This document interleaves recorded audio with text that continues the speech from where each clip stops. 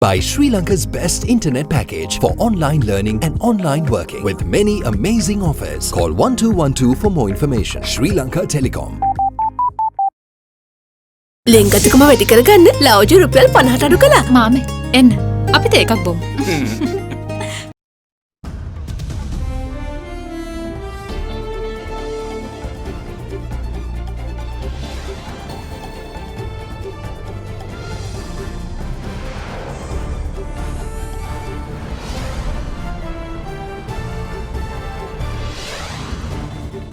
Tonight, another day in Parliament. Divisive northern and eastern aspirations takes precedence over vote on account. Settle down, Mr. Ignesaran. You have to face the consequences, which will be very unpleasant. Let a commission be appointed to report on our heritage and history. After 32 years of complete destruction, to expect that part of the country to be equated with the rest is just completely unfair. We don't want any sort of division. We want unity. No teamwork. Ex-SIS Chief DIG Nilantha Jayawardena says state security coordination could have limited Easter attack damage. Buy local. Permission given for vehicle permits to be issued for local unregistered vehicle purchasers. All that and much more coming up on First at 9, this Friday the 28th of August 2020. නව sunlight sakura. Then දිකුකල් පවතින sakura මල් සුවඳින්. From AdaDerana, this is AdaDerana First at 9. Live from Studio 24 in Colombo. Good evening and welcome to First at 9. I'm Dhamma Kanayaka. Now, the 1.3 trillion rupee vote on account for the next 4 months presented to Parliament yesterday was passed without a vote today. Besides the debate on the vote on account, another matter took centre stage as critical comments against the statements made by parliamentarians C.V. Vigneswaran and Gajendra Kumar Ponnambalam continued, with Field Marshal Sarath Fonseca cautioning the duo over their remarks. The chief or the ex-chief minister of a northern province, Vigneswaran, however, insisted the requirement of a federal country while accusing governments for failing to economically empower the northern and eastern people. Mr. Ignesaran must remember, there are people in the past also who tried to undermine the status quo of Sinhalese. Like Amirthalingam, he was in the parliament. He was instigating the Tamil youths to go against Sinhalese. Finally, he had to face a bullet sent by the same Tamil youths. And we saw Prabhakaran in this country. Prabhakaran thought he can separate the country. He can develop a different country within our country. Finally, we saw what happened to him. Unfortunately, Mr. Ignesaran can't be a Prabhakaran because he is too old. He has no time now. So he better settle down, Mr. Ignesaran. Be happy with what you have and never try to undermine the status quo of Sinhalese in this country. If you try to do that, finally you will repent. You have to face the consequences, which will be very unpleasant consequences. Let a commission be appointed consisting of top Sinhala, Tamil, Muslim and international historians well versed in South Asian history to report on our heritage and history. The historians must be internationally recognized persons. I, for my part, would like to tender a note to your honour to be included in the Hansard, which speaks of the antiquity of the Tamil language and the Tamil society in Sri Lanka, prepared by a respected emeritus professor of history, Professor Padmanathan. An honourable member from Colombo named me personally yesterday and referred to certain matters against me. Firstly, he said that I had forbidden Sinhalese and Muslims entering North when I was Chief Minister. Mr. Speaker, I do not indulge in such vituperative racial exercises. I may have said that it was wrong to bring outsiders to set them up in the Mahaveli colonization schemes contrary to international law principles, which expects the local people to be given priority. The honourable member asked me naively, what of the Tamils of the other part of the country constituting almost 60% if federalism is granted to the north and east? Honourable member should remember that we do not ask for separation. Federalism is unity in diversity. Let me now come to the matter in hand. As a representative of the Tamils, I find nothing significant to comment on this mid-term vote on account. No government has so far rendered any significant help to pull out our war-affected people from their penury-stricken indigent circumstances. They are also not interested in granting economic economic powers to the periphery to enable them to look after themselves. You would remember the Chief Minister's Fund was refused to our province during the time of both governments. Hence, I deem it necessary to stress on this occasion the urgent need to solve the political question of the Tamils first, which is basic to the amelioration of the conditions of our affected people. By granting what I call Ekathism as opposed to Ekiyism, this country could be transformed into a veritable heaven on earth despite its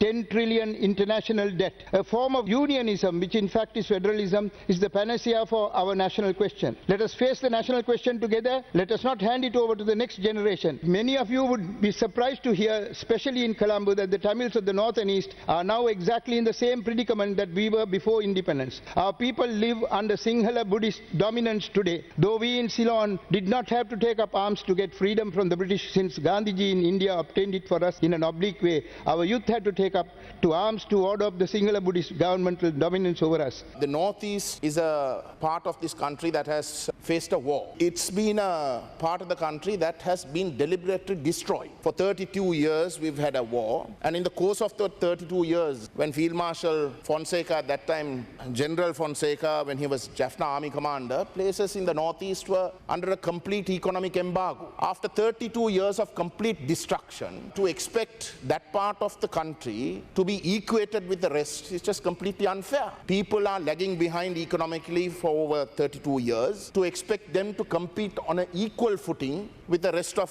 Sri Lanka is just not possible. And therefore, it is fundamental that the Northeast be seen separately, as apart from the rest of the country. There has to be special treatment given to that area. People's economy has to be built up. One of the communities that have been so badly affected by this economic situation are the families of the disappeared, because those family members, as you will know, have lost their breadwinners. It is our view that their struggle must be completely supported. We will do that, and we hope that the government acts on these issues. But unfortunately, the fact is they are not going to. And the only way that families of the disappeared can seek justice is through an international investigation. Those are issues that we will continue to be strong on, because that is the mandate that the people have given us. Gamini Dissanayake මැතිතුමා තමුන්ගේ ප්‍රථම කතාවේදී 1970 දී එතුමා උපුටලා දක්වලා තිබුණා එක්තරා France විප්ලවවාදියෙක්ගේ ප්‍රකාශයක්. ඔහුගේ නම කැමියු ඩි මුල. එහි සඳහන් කරලා තියෙනවා, let us watch in which diversion the mob is running so that we can lead them. But that's not the leadership. Leaders need to find out for themselves what is right for this country and lead them to a safety, dignity and integrity of this nation. That's how we can build this country. It's no point you just go in front of the mob and try to get votes, whether this side or the other side. We have to find what is right for this country. We must give leadership to that country. That is exactly President Gotabaya Rajapaksa wants. He made it very clear that he wants to create a country where all citizens will feel safe, secure and dignified. So I invite everyone, let us join hands, forget about the past, move on and build a Sri Lanka which is inclusive. That's called inclusive nationalism. We don't want any sort of division. We want unity. That's how we can build this country. That's how we can progress. That's how we can make the cake bigger for all of us to eat. Enjoy a very smooth shave with the Bic Easy 2 razor. Bic Easy 2. Now, former State Intelligence Service Director Senior DIG Nilantha Jayawardena stated during his 20th day of testimony before the Presidential Commission of Inquiry that proper coordination of efforts between the country's security arms could have helped limit the damage of the Easter attacks, if not prevented them altogether. He added that only the arrest of Zahran Hashim could have completely prevented the attacks. However, arresting Naufal Maulavi or the Ibrahim siblings could have limited their scale. Former State Intelligence Service Director Senior DIG Nilantha Jayawardena testified before the Presidential Commission of Inquiry probing the Easter Sunday attacks for the 20th day yesterday. The former Intel chief faced his second day of cross-examination by attorney for former Defence Secretary Hemasiri Fernando, President's Counsel Dilshan Jayasuriya. The President's Counsel first asked the witness why the foreign intelligence report received on April 4th, which was forwarded to National Intelligence Chief Cicero Mendes, contained only a top secret label and not a higher classification. In response, Senior DIG Jayawardena stated, "I was of the opinion that he understood what top secret meant. All officials above my position usually had some knowledge of intelligence information. Cicero Mendes had been National Intelligence Chief since 2015. This was not the first top-secret intel report I have sent. I assumed that an official appointed by the cabinet would be able to read and properly understand a document sent to him. In hindsight, I believe it would have been pertinent to have also included written instructions on steps to be taken as well. The attorney then asked the witness what churches sprung to mind after the 4th of April intelligence report mentioned important churches that could be attacked. The witness responded that the St. Anthony's Church in Kochikade was the first to come to mind. At this, the Presidential Commission's chairman asked the witness, "Did you order the deputy director and assistant director in writing to carry out surveillance duties in the vicinity of Kochikade Church, as it was perceived an important church?" The senior DIG stated that although he did not issue written instructions to that effect, his officers may have engaged in surveillance on his verbal instructions, and that he felt that the attackers would have been apprehensive in carrying out an attack on the target if uniformed officers were posted at the location instead of undercover officers.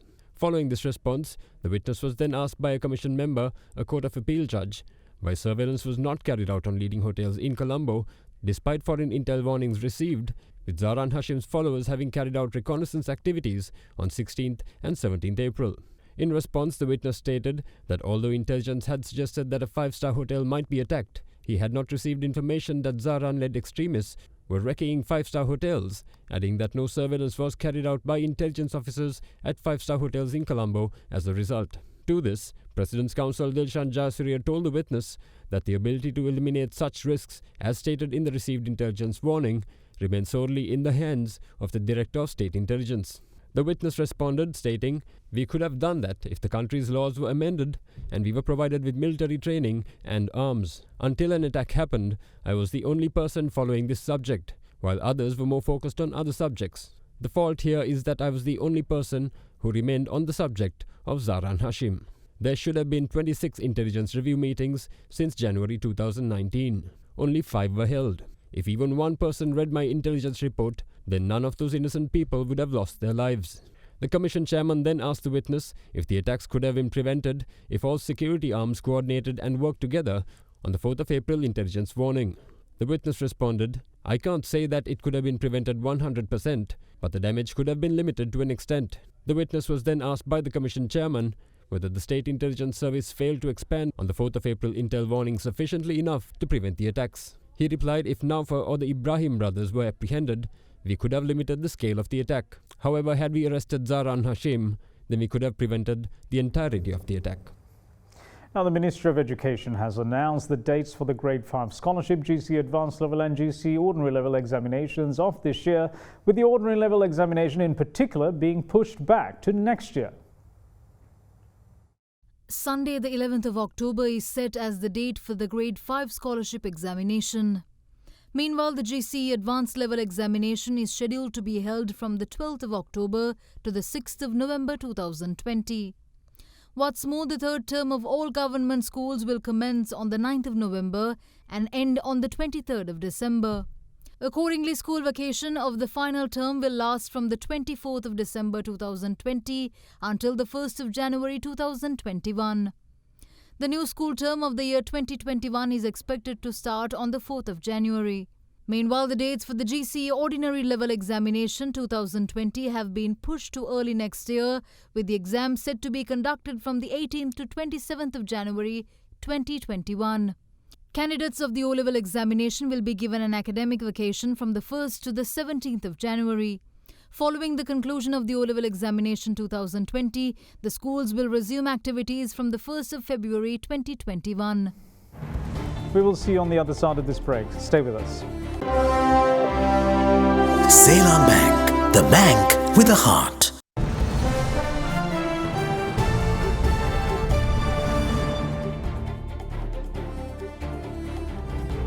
Welcome back. You are watching First at 9. Now, another prison guard was arrested today over involvement in drug trafficking. The guard at the Colombo remand prison had been the intermediary between a remanded underworld figure and a drug racketeer operating outside. The guard in question had served at the prison for 24 years. Now, here's today's roundup on Sri Lanka's war on drugs and the underworld. Police Special Task Force personnel arrested an accomplice of underworld figures Puri Lassi and Jalat Sudha, identified as Tupai Mudulige Romita, also known as Ranga, along with the cache of weapons from a house located in the area of Balapitiya in Wadua today. Among the cache of weapons discovered was a T-56 firearm, 98 T-56 ammunition, 4 magazines, 2 shotguns, 56 9mm ammunition, 2 smoke grenades and a hand grenade.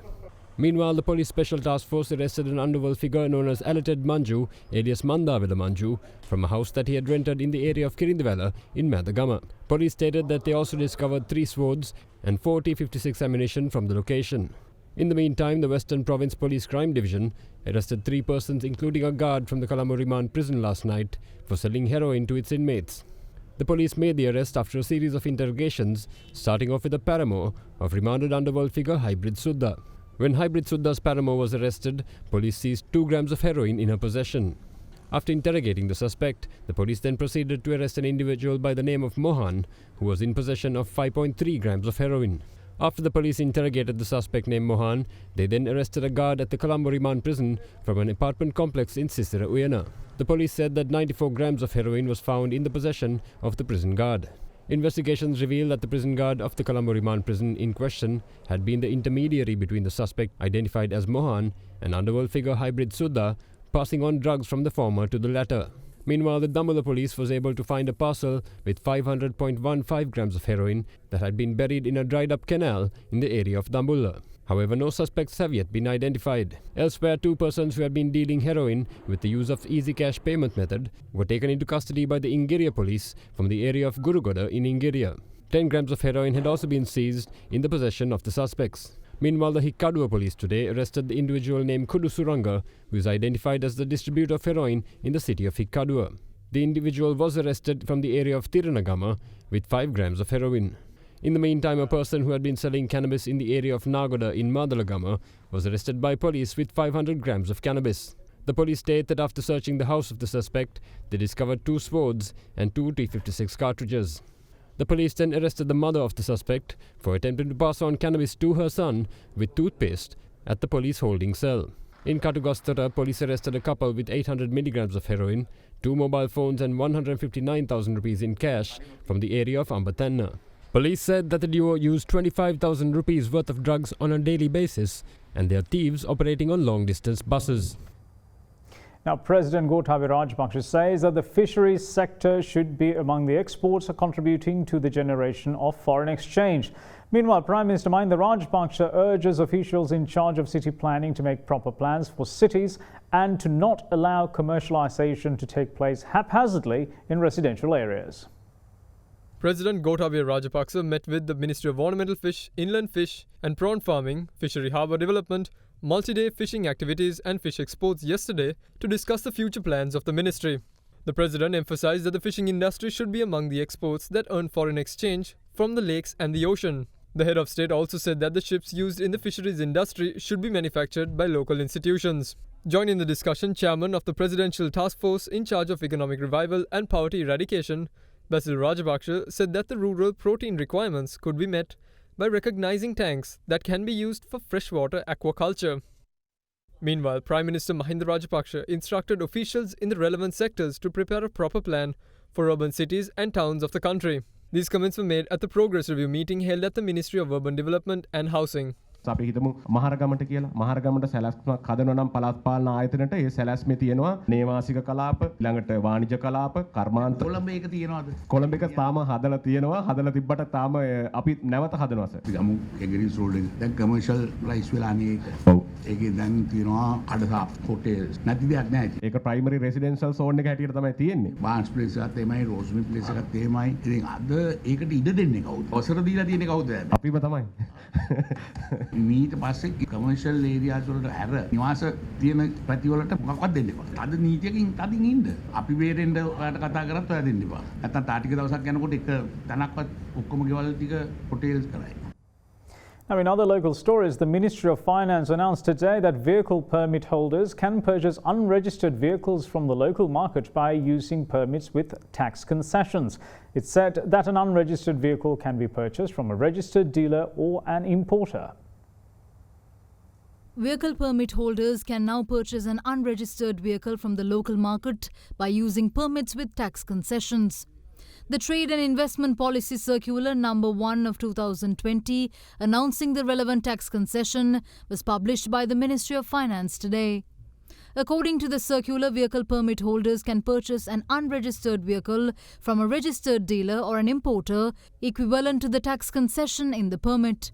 Thereby, the registered dealers or importers will be entitled to import vehicles in the future using the tax concessions provided by the permits, which they obtain from the permit holders during the purchase. The committee studying the recent island-wide power outage has stated in its interim report that no proper maintenance procedures had been followed in the routine maintenance task that resulted in the breakdown, and has recommended that a more detailed set of protocols be introduced when dealing with such high-risk procedures. With human error faulted for the outage, the CEB says that a disciplinary inquiry will be held against the electrical superintendent at fault, but the initial process will take 3 months to conclude. Members of the committee probing the recent island-wide power outage held a media briefing on the conclusions today.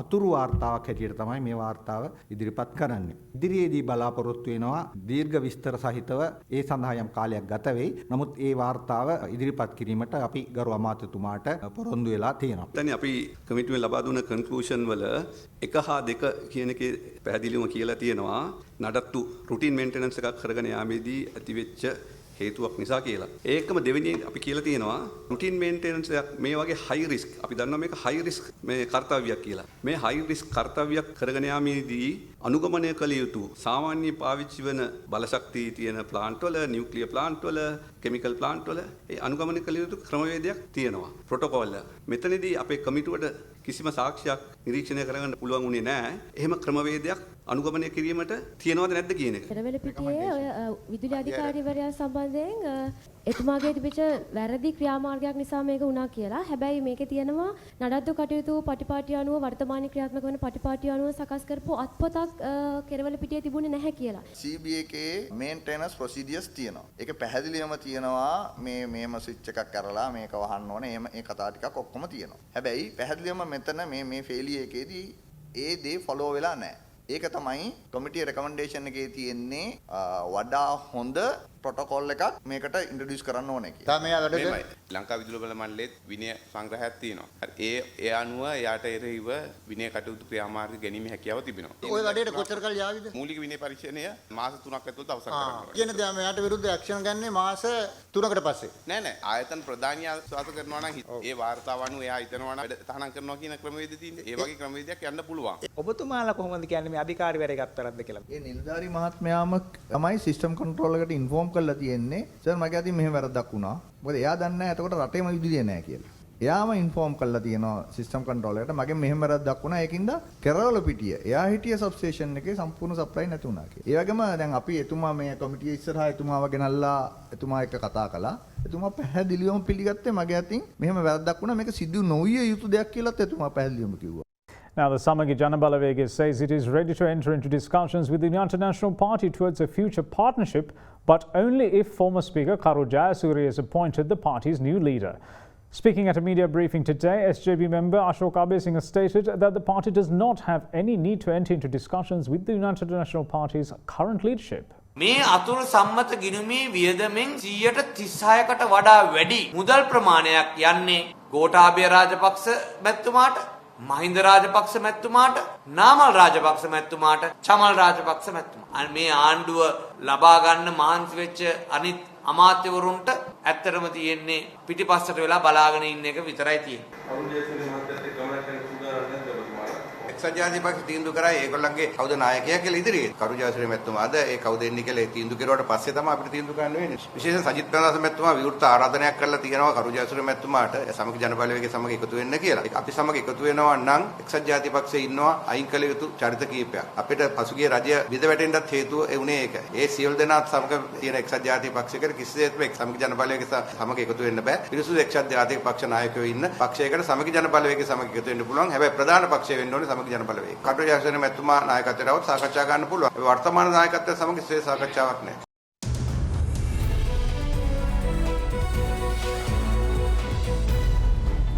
Welcome back. This is First at 9.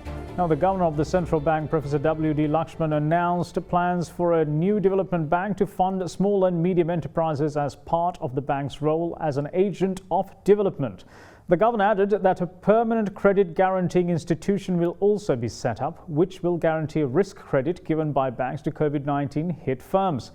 Professor Lakshman made these comments at a lecture given to mark the 70th anniversary of the central bank. Central banks, playing their role as agents of development, have used credit controls to modify the pattern of credit availability and to influence credit allocation patterns and interest rate structures. Market forces do not necessarily channel credit flows towards sectors that have the potential to generate employment and add value in the domestic economy. The central bank has therefore occasionally acted to directly intervene in respect of credit allocation patterns. At present, a mandatory lending requirement of 10% of the total credit granted is in place in favor of agriculture. The inherent risks associated with this important economic sector and the consequent hesitancy on the part of banks to lend to agriculture were the factors responsible for this direct credit allocation intervention. The credit schemes operated by the central bank itself also take into consideration the reluctance of banks to lend to the small and medium-scale enterprises. Discussions are underway in the central bank now to establish a national entrepreneurship development bank which could support SMEs and startups. Also under discussion is a plan to introduce a permanent credit guarantee institution. The greater success in this intervention requires successful action elsewhere in the economy. Careful management of export-import trade activities in important areas of export-oriented and import-replacing production and in sources of inflow of foreign exchange. We are confident that the ongoing focused effort of the government will help break this vicious cycle of current account deficits and over-reliance on foreign debt. Now, in your market update, Sri Lankan stocks closed lower for a fourth session today, dragged down by losses, in communication services and consumer staple stocks.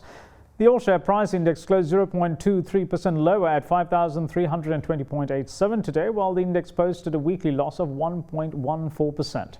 Trading volume on the all-share price index fell to 40.8 million rupees from 50.8 million in the previous session. Equity market turnover was 1.04 billion rupees. Now here's a brief report on how the market traded. During the week, the ASPI lost 1.1%, mainly due to the price losses in counters such as LOLC Holdings, Cargills and Dialog Asiata. Meanwhile, the S&P SL20 decreased by 1.4%. The average daily turnover for the week was down from last week to 1.7 billion rupees. The banking sector recorded the highest sector turnover during the week, whilst the second highest was seen in the capital goods sector. Furthermore, the foreign participation remained active during the week, with foreigners closing as net sellers, where foreign selling accounted for 28% of the total weekly turnover. A net foreign outflow of 2.3 billion rupees was recorded for the week. This resulted in the year-to-date net foreign outflow increasing to 31.6 billion rupees. Out of the weekly turnover, crossings accounted for 24%, which was a higher proportion than last week. Now, the Sri Lankan rupee closed stronger at 185 rupees and 85 cents to 186 rupees against the US dollar today, as bond yields were marginally up. Yesterday, the rupee ended at 185 rupees and 95 cents against the US dollar. Now, let's take a look at how the Sri Lankan rupee traded against other major currencies during the day.